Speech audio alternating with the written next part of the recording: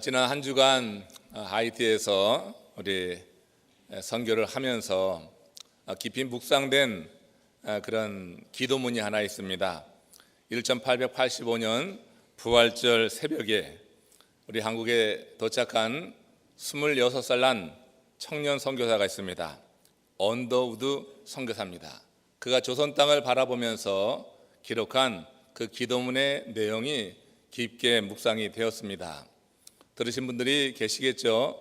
한번 다시 들어보면은 이 IT에서 왜 이 말씀이, 이 기도가 묵상이 됐는지 여러분도 한번 느끼실 수 있을 것 같습니다. 오 주여, 지금은 아무것도 보이지 않습니다. 주님, 메마르고 가난한 땅, 나무 한 그루 시원하게 자라오르지 못하고 있는 땅에 저희들을 옮겨와 앉히셨습니다. 그 넓고 넓은 태평양을 어떻게 건너왔는지 그 사실이 기적입니다. 주께서 붙잡아 뚝 떨어뜨려 놓으신 듯한 이곳, 지금은 아무것도 보이지 않습니다. 보이는 것은 고집스럽게 얼룩진 어둠뿐입니다. 어둠과 가난과 인습에 묶여있는 조선 사람뿐입니다. 고통을 고통인 줄 모르는 자들에게 고통에서 벗겨주겠다라고 하면 의심부터 하고 화부터 냅니다. 학교도 없고 그저 경계와 의심과 멸시와 천대만이 가득한 곳이지만 이곳이 머지않아 은총의 땅이 되리라는 것을 믿습니다. 주여, 오직 제 믿음을 지켜 주옵소서 하는 그런 기도입니다. 1885년 우리 조선 땅은 그야말로 그들이 보기에는 어둠으로 가득한 그런 땅이었을 것입니다. 우리가 여러분 IT를 자주 방문하는데 IT를 한 번 정도 방문하신 분이라고 하면 여러분 이 언더우드 선교사의 이 기도에 깊게 공감하게 될 것입니다. 특별히 우리 선교 센터가 자리하고 있는 CD 솔레이 그 근방을 한 번이라도 다녀보신 분이라고 하면 이 말씀이, 이 기도가 전혀 과장된 것이 아니고 우리 조선의 그 땅이 지금의 이 IT와 별 다름이 없었겠구나 하는 생각을 해보게 됩니다. 우리 조선은 100여 년이 지나면서 지금 세계가 괄목할 만한 그런 성장을 이루었습니다. 그야말로 전혀 다른 세상이 되고 말았어요. 그런 우리 조선 땅, 우리 대한민국의 변화를 보면서 IT에 가서 그런 생각을 했던 것입니다. 이 땅에 하나님의 은총이 임하기를, 언젠가는 머지않은 그때 이 땅에도 하나님의 은총이 임하기를 그렇게 기도하게 되었던 것입니다. 그리고 지난 한 주간 IT 신학교 그 강의 또 집회에 참여하면서 그 집회에 함께했던 그 지역의 신학생들, 목회자들을 보는데, 그런데 하나님이 주시는 그런 희망이 싹 트는 것을 느낄 수 있었어요. 이전 제가 한 5번 다녀온 와중에 이번처럼 그 목회자들을 통하여서 희망을 본 적이 없습니다. 외적으로는 크게 달라진 것 같지 않은데 내적으로 큰 변화의 전조가 있는 것을 보았습니다. 하나님께서 그 어둠의 땅이 그들 목회자들을 통하여서 점차 밝혀지게 될 것이 아닌가, 그렇게 밝힐 것이 아닌가 하는 그런 기대와 희망을 갖게 되었습니다.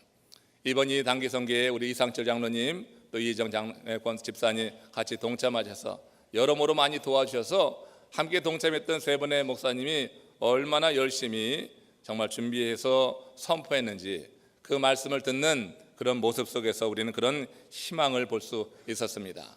한번 화면에 띄워주시면은 그 장면이 좀 나오겠죠? 자, 우리는 그 땅에 지난 4년간 선교센터를 건립하고 이 사역을 계속해서 시행하는데 앞장서 왔지요. 우리에게 주신 하나님의 은혜가 커서, 우리 교회에 하나님 베푸신 은총이, 축복이 너무 커서 우리는 하나님이 가장 기뻐하시는 그 선교로 이렇게 보답해 왔습니다. 프랑스의 지도계층 사람들은 노블레스 오블리지라고 하는 말을 자주 한다고 하죠. 그것이 그들의 삶의 규범이 되어서 그들은 살아가고 있습니다. 노블레스는 고귀한 신분이라고 하는 의미가 있고요, 오블리지는 의무라고 하는 뜻이 됩니다. 그러니까 고귀한 신분에는 의무가 따른다고 하는 거죠. 특권에는 사명이 따르고 신분에는 의무가 수반된다고 하는 것입니다. 우리는 하나님의 자녀라고 하는 아주 고귀한 신분을 얻게 된 줄로 믿습니다. 예수 그리스도의 대속의 죽음으로 말미암아 우리는 하나님의 자녀가 되었다고 하는 아주 고귀한 신분을 얻게 되었어요. 그래서 우리들이 노블레스 오블리지의 삶을 하나님은 살아가기 원하는 거예요. 가장 고귀한 신분을 얻은 우리들에게 하나님은 오블리지, 의무적인 삶, 마땅히 행해야 될 그 사명 있는 삶을 원하신다고 하는 것입니다. 그래서 우리에게 사명을 주셨어요. 죽어가는 영혼을 살리라고 하는 그 사명을 우리 구원받은 모든 하나님의 사람들에게 하나님이 허락해 주셨다고 하는 것입니다. 여러분, 우리가 하나님의 자녀라고도 하지만 우리는 예수 그리스도의 신부라고도 말을 합니다. 예수 그리스도의 신부라고 하는 말을 해요. 여러분, 신부라고 하는 새로운 신분을 얻은 우리들이 마땅한 의무로 당연히 행해야 될 그 일은 우리 주님께서 기뻐하시는 그 일이 되어야 된다고 하는 거예요. 요즘 고국에서 여러분 젊은이들이 사용하는 말 가운데 참 무슨 뜻인지 알지 못할 말들을 많이 하는데, 이제 얼마 전인가 그런 말을 들어봤어요. 품절남, 품절녀라고 하는 말을 들어봤어요. 무슨 말인지 아시죠, 여러분 다? 품절이 뭡니까? 물건이 다 팔렸다고 하는 뜻이에요. 제가 품절남, 품절녀 그 얘기를 들을 때 그냥 제가 목회적 본능이 작용하더라고요. 여러분들의 그냥 비즈니스 그 모든 물건이 다 품절되기를 축원합니다. 그걸 지금 원하대요. 품절남, 품절녀 생각하는데 갑자기 물건 생각이 나는 거예요. 여러분, 여기 품절이라고 하는 말 끝에 남과 여를 붙여서 이제 그 사람들, 그 관계를 말하는 거죠. 처음에 생소하게 들렸는데 남녀 관계를 명백히 해주는 아주 재치 있는 그런 말이다 생각이 들었습니다. 다시 말해서 이 말은 누군가 이 사람을 사갔으니 이제 다른 사람은 넘보지 말라고 하는 거예요. 품절남, 어젯밤에 하나 생겼습니다. 우리 배재권 형제 품절남이 되고 말았습니다. 여러분, 품절남, 이 사람은 다른 사람이 이제 사갔어. 넘보지 말라고 하는 것입니다. 또 자신이 누구에게 팔렸는데 이제 그 사람만 바라보고 그 상대만 기쁘게 하는 삶을 살아야 된다. 품절남, 품절녀, 그런 의미가 있어요. 여러분, 품절이 됐는데 자꾸 다른 여자를 기웃거린다든지 다른 남자를 기웃거린다든지 그러면 그 관계는 깨지고 마는 것입니다. 품절이 됐으면, 품절남이 되었으면, 품절녀가 되었으면 그 한 사람을 기쁘게 하는 그 삶 속에 참된 기쁨을 누리며 그 삶 안에서 행복을 경험하며 살아야지 될 것이라고 하는 거예요. 여러분, 오늘 이 본문의 이 무대 고린도, 그 당시 세계 항구, 도시의 항구, 상업과 무역이 활발했던 그런 항구였습니다. 오늘 이 본문 말씀 속에서 우리 바울이 전하는 말씀도 바로 그런 의미가 있어요. 너희들은 품절남이요, 너희들은 품절녀다. 이제 그러니 너희들을 사신 그분을 위해서 살아야 될 것이다 하는 그런 말씀이 강조되고 있어요. 고린도 지역이라고 하는 것은 항구 도시였습니다. 항구 도시의 특성은 성적인 퇴락, 향락 문화가 발달된다고 하는 것이죠. 제가 여러분 인천 출신입니다. 인천에도 항구가 있어요. 저는 항구에 많이 나가보지 않았지만 그 항구 주변에는 많은 그런 향락 문화가 발달되어 있는 것을 압니다. 모든 세계의 그런 항구 도시는 향락 문화, 성적인 퇴락이 이루어지고 있는 것을 볼 수가 있는데, 이런 고린도 지역의 그런 대성 문화가 그만 교회 안에까지 스며들고 말았어요. 그 성도들 중에 성적으로 타락한 이들이 많이 일어나고 있었습니다. 바울은 이런 사실을 직시하면서 그들을 영적으로 바로 지도하기 위해서 고린도서를 쓰게 된 거예요. 그러면서 오늘 본문 19절, 20절에 조금 줄여놨는데 이런 말이 있어요. 너희는 너희 자신의 것이 아니라 값으로 산 것이 되었느니라. 너희는 이제 더 이상 너희 자신의 것이 아니다, 값으로 산 것이 되었다. 이제 너희는 품절녀가 되었다, 품절남이 되었다. 이제 너희를 값으로 사신 그 일을 위해서만 살아야지 된다고 하는 것을 강조하고 있어요. 너희 몸은 이제 더 이상 너희 것이 아니라고 하는 것입니다. 너희 육신을 그래서 절대로 더럽혀서는 안 된다고 하는 것이에요. 너희는 너희 자신 것이 아니라 값으로 산 것이 되었다. 산 것이 되었다고 하는 그 말에 해당되는 헬라어는 시장에서 산다고 하는 것입니다. 시장에서 산 것이 되었다. 여러분, 저기 뭐 생선 있고 채소 있는 그런 시장이 아닙니다. 그 시장에서 산 것이 되었다고 하는 것은 노예 시장을 말하는 것입니다. 당시 노예 시장을 아고라라고 했습니다.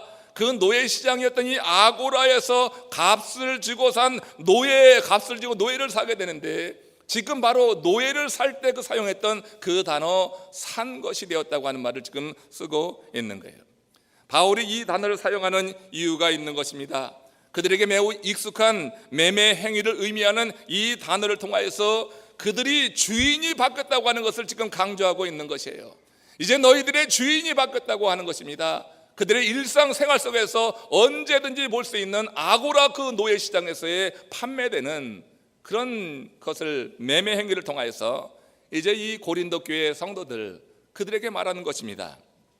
너희는 너희 자신 것이 아니라 이제 값으로 산 것이 되었다. 하나님께서 값으로 사셨다고 하는 것입니다. 그 값이 무슨 값입니까? 예수 그리스도의 희생의 죽음을 의미하는 것입니다. 십자가의 고난을 말하는 것입니다. 이제 그러므로 너희는 너희 것이 아니다. 산 것이 되었으니 너희를 산 일을 위해서 살아야 된다. 너희를 산 일을 위해서, 산 이만을 위해서 기뻐하는 그런 삶을 살아야 된다고 하는 것을 강조하고 있는 것이에요. 하나님께서 예수 그리스도를 우리의 죄값으로 지불하고 속량하셨기에 이제는 우리가 우리의 것이 아니라 우리의 몸값을 지불한 그분의 것이다 하는 사실을 이 한 단어를 통하여서 바울은 지금 강조하고 있다고 하는 것입니다. 여러분, 우리는 그리스도께서 죄값을 치르심으로 죄의 노예에서 해방되어서 하나님의 자녀가 되는 신분의 변화를 이룬 복된 하나님의 사람인 줄로 믿습니다. 고귀한 신분으로 우리가 변화되었다는 얘기예요. 신분에 걸맞는 행위를 하나님은 원하시는 거예요. 노블레스 오블리시, 그 신분, 고귀한 신분에 맞는 의무적인 삶, 마땅히 행해야 될 그 삶을 하나님은 우리에게 원하신다고 하는 것입니다. 하나님께서 우리를 이렇게 고귀한 가치 있는 존재로 만드셨기에 우리는 그에 걸맞는 삶을 살아가야 되겠다. 하나님께서 그렇게 우리를 귀하게 여기시기에, 여러분, 물건을 사다 보면 지불한 대가만큼 산 물건의 가치를 부여하게 되죠. 내가 지불한 그 가치만큼 이 물건을 소중히 여기게 되었습니다. 값싸게 샀으면 값싸게 취급합니다. 근데 비싸게 샀으면 내가 비싸게 주고 산 것은 귀하게 여기는 거예요. 우리는 여러분 어떤 골동품이나 어떤 그림에 대한 안목이 없어요. 그래서 우리는 비싸게 주고 살지 못해요. 아무리 원해도 내가 그 가치를 모르면 값을 지불할 수가 없어요. 그렇지만 어떤 사람은 우리가 보기에는 별것 아닌데 어마어마한 값을 지불하고 그 그림을 사기도 하고 골동품을 사기도 해요. 그 사람에게 그 그림과 골동품은 그야말로 얼마나 고귀한 것인지, 얼마나 중요한 것인지 우리는 여러분 알 수 있는 것입니다. 물건을 사보면 그 값에 지불한 가치만큼 우리는 그 물건을 귀히 여기기도 하고 또 하찮이 여기기도 하는 것입니다. 도박판에서 쉽게 번 돈은 쉽게 써버리지만 땀 흘려 번 그 돈은 함부로 쓸 수가 없는 것입니다. 그러니까 사물의 가치는 그것의 원래 가치가 얼마였느냐, 이것이 문제가 아닙니다. 그것을 위해서 사람이 얼마만큼 시간을 들였든지 물질을 들였든지 아니면 어떤 세상에 그런 에너지를 들였든지 그 값을 지불했느냐에 달려 있다고 하는 거예요.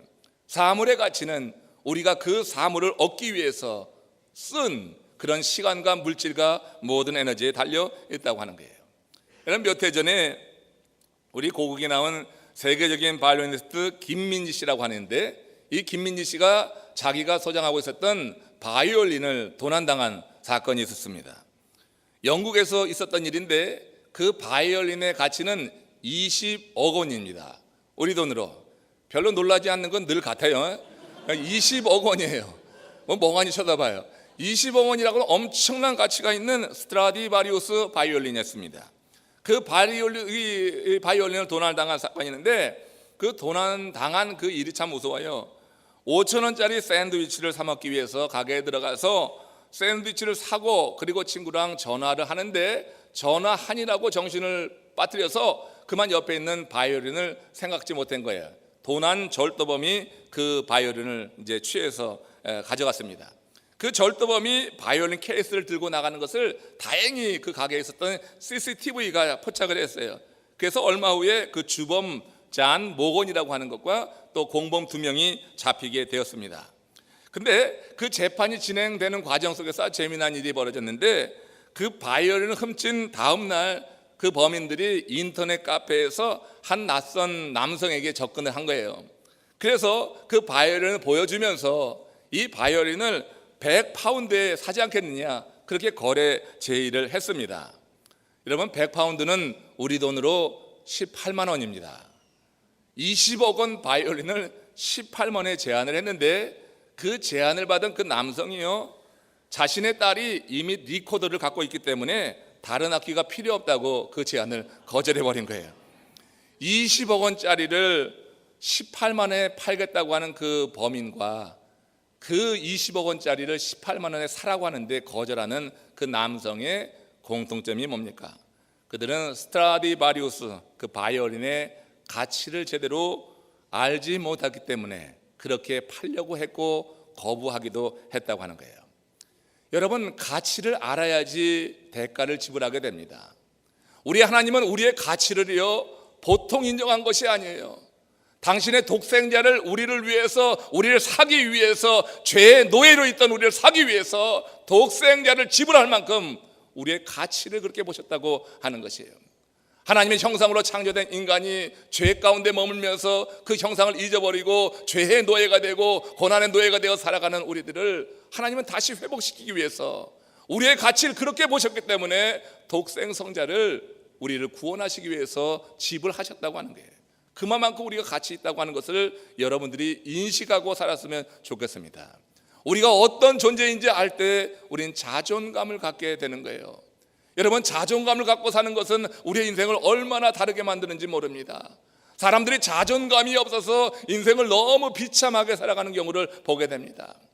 여러분들은 그런 만한 가치가 있는 존재라고 하는 거예요. 하나님이 당신의 독생자를 이렇게 희생하면서까지 우리를 사려고 하는 죄의 노예 가운데 있었던 우리를 아고라 시장에서 사람들이 노예를 돈을 주고 사듯이 우리 주님께서 그렇게 십자가에 달림으로 우리는 하나님의 자녀가 되는 그 특권, 자녀의 신분을 회복하게 되었다고 하는 거예요. 이런 믿음이 있을 때 우리의 자존감은 얼마나 높아지게 되겠어요. 세상 사람이 어떻게 우리를 본다 할지라도 내 자신이 이 사실을 믿음으로 말미암아 그 믿음을 가지고 살아가게 될 때 우리의 인생은 전혀 다른 그런 삶으로 열려지게 된다고 하는 거예요. 여러분, 호세아 3장에 보십시오. 호세아가 방탕한 생활을 하던 고멜과 결혼하지 않습니까? 결혼해서 그 아이 2명을 낳았습니다. 근데 이 고멜이 그 계벌은 남 못 준다고 그만 다시 여전히 방탕하게 되었어요. 마침내 가출을 하고 말았습니다. 가출했는데 그 가출하다가 그 여인의 운명이 뻔한 거 아니에요? 노예로까지 팔려가게 된 것입니다. 하나님은 호세아에게 그 고멜을 생각나게 하셨어요. 그리고 그 고멜을 다시 돈을 주고 사오라고 명령을 하시는 거예요. 여러분, 그 고멜을 사고 싶겠어요? 근데 하나님의 명령이 있으니 호세아는 그렇게 노예로 팔려가 있는 자신의 그 아내를 사기 위해서 가서 돈을 지불합니다. 당시 노예의 값은 남자 노예의 절반에 해당됐다고 해요. 은 15개, 보리 1호멜 반이었습니다. 그 돈을 지불하고 호세아는 자신의 아내를 다시 제자리에 앉힌 것입니다. 여러분, 고멜이 낯짝이 있으면 얼마나 부끄럽겠어요. 무슨 면목으로, 어떤 자격으로 살아가겠어요. 근데 이 호세아가 그 고멜을 보고 이런 말을 합니다. 호세아서 3장 3절입니다. 같이 읽겠습니다. 너는 많은 날 동안 나와 함께 지내고 행음하지 말며 다른 남자를 쫓지 말라. 나도 그리하리라. 여러분, 이건 객관적으로 보면 분명히 고멜은 아내로서든지 어머니로서든지 자격을 완전히 상실하고 만 거 아니에요. 아들 2 낳고 그리고 이렇게 다시 떠나서 가출해서 다른 남자를 바라보고 다른 남자와 즐거워하고 지내다가 노예까지 되었으니 이건 아내로서든지 어머니로서든지 자격이 완전히 상실된 것입니다. 그러나 남편 호세아가 값을 지불하고 사왔습니다. 하나님의 명령이 있었기에 남편인 호세아가 값을 지불하고 사와서 하는 말입니다. 너는 이제 많은 날 동안에 나와 함께 지내고 행음하지 말라. 다른 남자를 쫓지 말라. 나도 그리하리라. 여러분, 여기서 무슨 말씀을 듣습니까? 호세아가 값을 지불하고 이제 다시 그 고멜, 형편없는 고멜이지만 호세아가 사랑하겠다고 하는 거예요. 나도 그리할 것이다. 내가 사랑하겠으니 너도 다른 남자에게 눈길 주지 말아라. 행음하지 말라. 다른 남자 쫓지 말라. 호세아가 값을 지불하고 사랑하겠다니, 이제 이 고멜은 세상 사람들이 보면 지탄하는 대상이죠. 손가락질하죠. 어떻게 저렇게 살아갈 수 있는가, 뻔뻔하기도 하지 어떻게 얼굴 들고 살겠어요. 근데 호세아가 값을 지불하고 이제 내가 다시 사랑하겠다, 내가 네가 필요하다 하니, 여러분, 그는 가치 있는 존재가 된 거예요. 세상이 볼 때는 형편없지만, 세상이 볼 때는 부끄러운 삶을 사는 여인이었지만, 호세아가 사랑한다고 하니 이제 그는 다시 가치 있는 존재가 되었다고 하는 것입니다. 누구나 필요한 것을 얻기 위해서 지불을 합니다. 거액을 지불하기도 합니다. 주님께서 십자가에 달리신 이유 다시 말씀드리죠. 우리를 구속하시어서 당신의 소유로 삼기 위함입니다. 왜 우리를 구속하여 당신의 소유로 삼으려고 하냐면, 우리를 구원하신 하나님은 당신이 영광 받기를 원하셔요. 그러니까 우리를 구속하여서 소유로 삼기 원하시는 거예요. 그러니까 주님이 우리를 필요로 하십니다. 주님이 나를 필요로 하시니 나는 필요한 존재가 된 줄로 믿습니다. 나 같은 사람이, 나 같은 놈이 무슨 쓸모가 있겠느냐? 아니에요. 우리 하나님께서 독생자를 지불하고 값을 지불하고 우리를 다시 자녀 삼았으니 우리는 하나님 앞에 매우 필요한 존재가 된 줄로 믿습니다. 이제 하나님의 자녀가 된 우리들이 하나님께 찬양으로 영광을 돌리는 그런 삶을 살아야지 된다고 하는 것이에요. 온 세상 사람이 나를 필요하지 않다고 해도 괜찮은 거예요. 모든 사람이 나를 외면해도, 내게 손가락질해도, 여러분이 주의 은혜 안에서 하나님의 자녀가 되었다고 하는 이 새로운 신분에 대한 믿음만 있다고 하면은, 여러분, 사람들이 손가락질하는 거 개의치 마십시오. 내 자신의 자존감이 그런 모든 것을 이길 수가 있습니다. 내가 가장 사랑하는 한 사람이, 내가 정말 사랑하는 그 한 사람에게 내가 필요하다고 하면은 나는 충분히 살 만한 이유가 있는 거예요. 내가 사랑하는 그이가 나를 필요하지 않다고 하면은 나는 살 의미가 없지만, 내가 가장 사랑하는 그이가 나를 사랑한다고 하면은 나는 그에게 적어도 필요한 사람이 되는 거예요. 어젯밤에 배재권 형제, 김수경 자매 오늘 오셨나요? 예, 결혼 예식을 했습니다. 근데 그 재권 형제가, 제가 이제 결혼 예비 교실을 하면서 수경 자매가 그렇게 사랑스러워서 결혼하고 싶은 이유가 뭐냐, 그 20가지를 적어오라고 그랬어요. 여러분, 한 가지도 아니고 20가지 적으라니까 기가 막혀 하더라고요. 근데 한 주간 시간을 줬더니 20가지를 적어왔어요. 그 가운데 제가 첫 번째 어제 예식에서 드린 말씀이 있죠. 뭐라고 적었냐면, You left your life to be with me. I'm happiest when I am with you. 이렇게 썼어요. 그게 뭐예요? 이 수경 자매가 재권 형제랑 함께 하기 위해서 조국을 버린 거 아니에요? 조국을. 재권이랑 함께 하기 위해서 조국을 버리고 자신의 삶을 떠나서 여기 미국까지 온 거예요.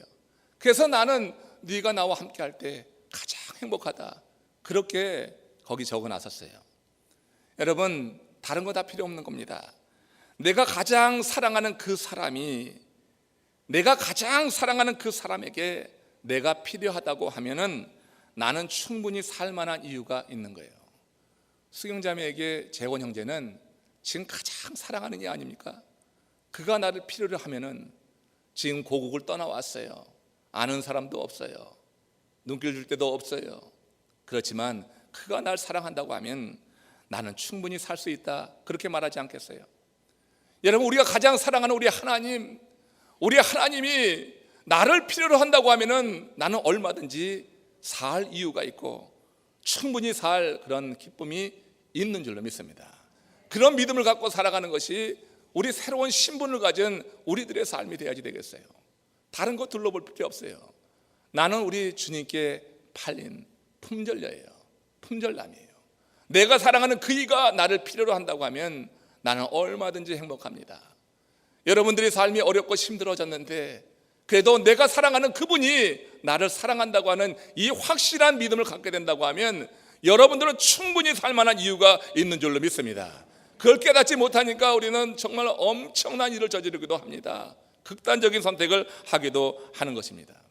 내가 사랑하는 그분이 나를 필요로 하면은 세상 사람이 어떻게 보든 내 삶이 어떻게 되든 우리는 충분히 살 이유가 있는 것이고 내 삶의 의미를 부여할 수 있다고 하는 이 사실을 여러분 꼭 믿음으로 고백하시기를 바랍니다.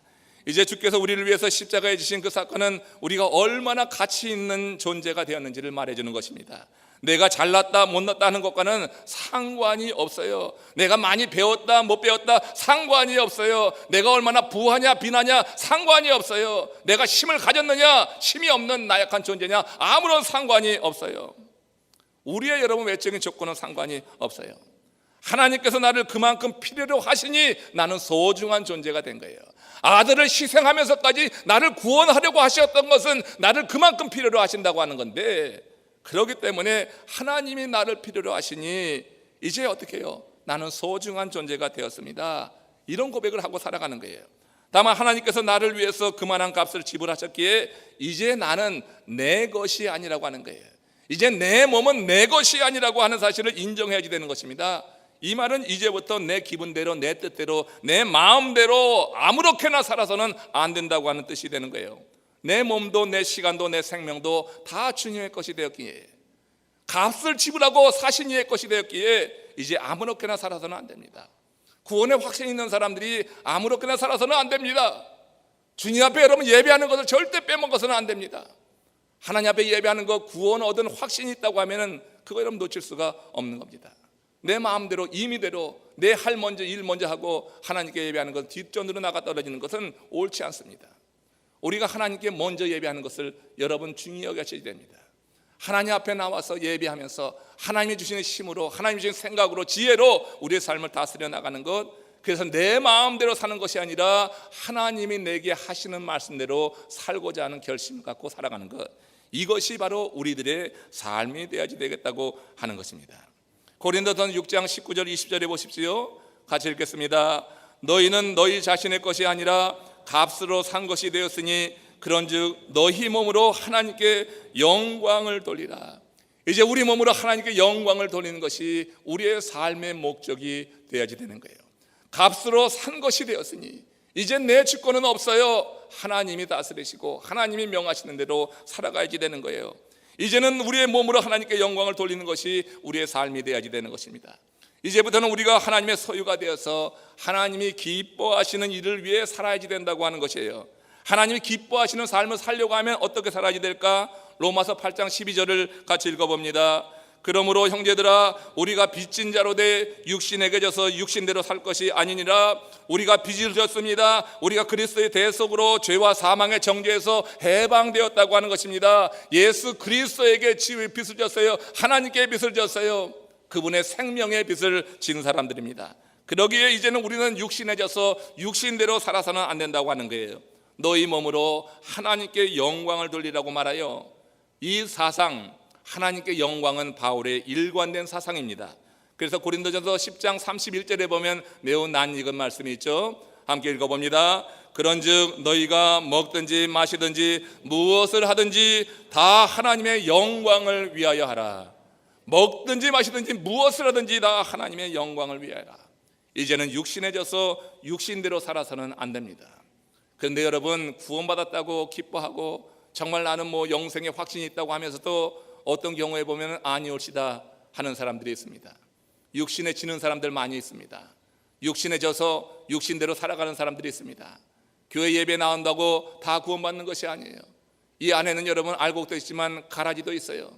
나는 아니라고 생각할 수 있는지 모르지만 지금 쳐다보는 그분이 가라지일 수 있어요. 여러분, 이 교회 안에는 모든 사람이 구원받는 게 아니에요.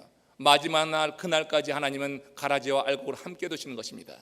여러분, 가라지가 누굽니까? 육신에 지는 자입니다.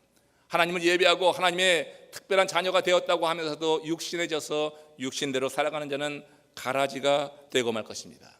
누가 자녀입니까? 먹든지 마시든지 무엇을 하든지 하나님의 영광을 위해서 살아가는 것입니다. 하나님을 기뻐하는 것입니다. 하나님을 기쁘시게 하는 것입니다. 우리 하나님이 우리에게 맡기신 그런 일들을 감당하는 것입니다. 노블레스 오블리지의 삶을 살아가는 것을 말합니다. 우리는 하나님의 자녀라고 하는 고귀한 신분을 갖게 되었고 예수 그리스도의 신부라고 하는 놀라운 신분의 변화를 이룬 사람들입니다. 고귀한 신분에는 의무가 따르는 것입니다. 신분을 가지고 누리고 군림하려고 하는 것이 아니라 그 신분에는 의무가 따른다. 이것이 여러분 프랑스를 프랑스 되게 한 것이에요. 그 사회 저변에 흐르는 사상이 이것이라고 하는 것입니다. 특권, 사명으로 보상해야 된다고 하는 것입니다. 노블레스 오블리지, 고귀한 신분에 있는 이 의무, 우리 이제 고귀한 신분을 가진 하나님의 사람들이 되어서 우리의 마땅한 의무를 수행하게 될 때 하나님을 기쁘시게 하고 그것이 하나님께 큰 영광을 돌리는 그런 삶이 되는 줄로 믿습니다. 지난 주간에 IT 신학교 이제 이 강의 또 집회를 진행하면서 저는 그곳에 참여한 그 신학생들 그리고 목회자들의 그 태도를 보고 깊은 감명을 받았습니다. 여러분 그곳 예배 드리는데요, 놀랍더라고요. 예배 드리는 사람들이 얼마나 집중을 잘하고 앉아서 별로 요동을 하지 않아요. 근데 예배 중간중간 이 통로 쪽에요, 그 안내하시는 분인지 정장을 다 갖춰 있고요, 모든 사람이 정장을 갖췄어요. 그리고 중간중간에 서 계셔요. 그리고 예배 중에 그래도 조금 피로해서 좀 몸을 움직여야 되든지 좀 고개를 숙이고 있으면요, 그분이 거기까지 들어갑니다. 그 자리로 들고 들어가서 톡톡 치는 거예요. 그리고 깨웁니다. 그리고 좀 더 힘들어하는 사람이 있으면 안고 같이 기도해줘요. 근데 그것이 하나 낯설지가 않아요. 그곳에는 낯설지가 않아요. 그러니까 예배에 집중하게 하려고 하는 것, 예배 드리는 자의 자세가 어때야지 되는 것을 제가 이번에 IT 가서 배웠어요. 정말 여러분 그 IT 가서 한번 예배 드려보세요. 대단합니다. 모두 다 정장하고 깨끗하게 입고 오고, 그리고 예배 드리는 그 자세, 그 모든 그 형식에서 정말 하나 뒤지지 않습니다. 여러분 후진국이라고 예배 이상하게 드릴 것 같습니까? 굉장히 은혜롭게 드립니다. 찬양이 얼마나 불같은지, 그 찬양을 1시간 정도 하는데 그냥 완전히 그 회중을 사로잡는, 일어서서 찬양하는데 우린 가사도 알지 못하는데 그냥 멍하니 있어야 되지만, 그런데 멜로디가 있어요. 그 영적인 흐름이 있어요. 거기에 따라 우리 몸도 같이 흔들어가면서 같이 찬양할 때 함께 참여했던 모든 분들이 놀라운 은혜를 그야말로 받았습니다. 신학생, 목회자 모두 다 그렇게 진지한 태도로 예배에 임하고 강사의 그런 말에 귀를 기울이는 그 모습이 참 감동적이었어요. 그런데 그 신학생 강의 시간에 강의실에 들어오지 못하고 시간마다 창밖에 서서 강의를 듣는 한 학생이 제 눈에 들어왔습니다. 한번 비춰줘 보세요. 그는 신학교에 등록하지 못해서 강의실에 들어오지 못했지만 저기 지금 저 창밖에서 지금 강의하는 것을 듣고 있는 거예요. 유리가 없어요. 유리가 없고 바람이 통하는 창입니다. 그래서 안에서 진행되는 것을 저 창밖에서 얼마든지 들을 수 있어요. 저는 그냥 한번 와서 듣겠지 했는데 강의가 진행될 때마다 저 학생이 바깥에 와서 저렇게 강의를 아주 청정해 듣고 그냥 듣는 것이 아니라 안에서 강의를 듣던 학생들보다 더 열심히 그 바깥에서 노트를 하고 있더라고요. 그 노트를 하고 있는 거예요. 그래서 제가 하도 감동적이어서 저 찍어놓은 사진이에요. 그 노트하는 장면이 잘 흐릿하게 보일지 모르지만 저 창밖에서 이 학생은 강의하는 내내 서서 저렇게 받아 적으면서 그 강의에 임했던 것을 제가 보며 큰 감동이 되었습니다. 강의를 듣고 싶어하는 그 마음, 누구보다 뜨거웠던 거예요. 여러분 그 모습을 보는데 우리 주님께서 그 목자 없는 양 같은 그런 이스라엘 백성 보고 민망히 여기셨다고 하는 그 말씀 있죠. 그 마음이 느껴졌습니다. IT 신학 사역에 대해서 성령 하나님이 주시는 그런 감동이 진하게 밀려왔어요. 저렇게 배우려고 하는구나, 저렇게 들으려고 하는구나. 제가 여러분 그 어둠과 절망의 땀 IT에서 희망을 보고 왔다고 그랬죠. 제가 설교 초반에 희망을 봤다고 했어요. 저 언더우드 선교사가 조선 땅을 바라볼 때 오직 어둠이고 보이는 것이 없다고 했지만 언젠가는 하나님의 은총의 땅이 될 것을 기대했던 것처럼 제가 여러분 저 창밖에서 시간 와서 저렇게 메모하면서 강의를 들으려고 했던 저 학생을 보는데 IT의 희망이 여기에 있구나 하는 것을 느꼈습니다. 우리는 여러 방면에서 사역할 수 있습니다. 여러분들은 뭐 미용 사역도 하고 노방 전도도 하고 또 집을 짓기도 하고 또 의료 사역도 하고 많은 사역할 수 있습니다. 여러분들이 할 수 있는 그 사역을 여러분 계속해서 잘 하십시오. 그러나 가장 효과적인 것, IT 땅을 그야말로 그 근본부터 바꿀 수 있는 것은 목회자들이 말씀 안에 녹아지는 것입니다. 목회자들이 그 생명의 말씀 안으로 들어오는 것이고, 열정을 가지고 자기에게 허락한 그 목양지로 가서 그 양무리들을 가르치고 그들을 섬기게 될 때 그 IT의 미래가 이제 밝아지게 될 줄로 믿습니다. 언젠가는 그 땅에도 하나님의 은총의 땅이 되지 않을까. 우리 땅에 100수십 년 30여 년 전에 그렇게 어둡고 절망적이고 보이는 것이 하나도 없었지만 100여 년이 지난 지금 우리는 세계에서 괄목할 만한 그런 선진국이 되었습니다. 여러분, 하나님이 일하시면 그렇게 되는 것이 아닌가. 지금 IT 땅은 절망적이지만 이 학생들을 바라볼 때 그런 희망을 갖게 된 것입니다. 여러분, 우리 교회가 이 IT를 선교하는 것 지난 4년 동안 열심히 해왔습니다. IT 선교센터를 설립하고 그 설립된 IT 선교센터를 보면 또 그렇게 감동이 되는지 몰라요. 저도 초반부터 그것을 봤기 때문에 이렇게 지금 거의 완성 단계에 이르는 그 IT 선교센터를 보면 그 선교센터 바깥은 그야말로 절망이지만 이 선교센터를 통하여서 그 빛이 비쳐나가는 것을 이렇게 느낄 수가 있습니다. 여러분, 어느 나라 어느 선교지보다 지금 IT에서 우리 사역이 활발하게 진행된다는 것을 보고 드립니다. IT 선교센터에서 얼마나 사역이 활발하게 진행되는지 여러분 한번 가서 참여하시면서 볼 수 있으면 좋겠어요. 그리고 우리가 할 수 있는 일들, 내가 할 수 있는 그 무슨 일들을 한번 찾아서 한번 이 사역에 참여하는 것, 노블레스 오블리지, 고귀한 신분에 걸맞는 그 의무를 감당하는 마땅한 일이 될 것이 아닌가. 교회 안에 머물면서 열심히 배울 수 있습니다. 그러나 배운 것이 세상을 향하여서 빛으로 드러나지 않으면 그럼 소용이 없습니다. 그래서 모이는 교회와 흩어지는 교회를 말하고 있는 거예요.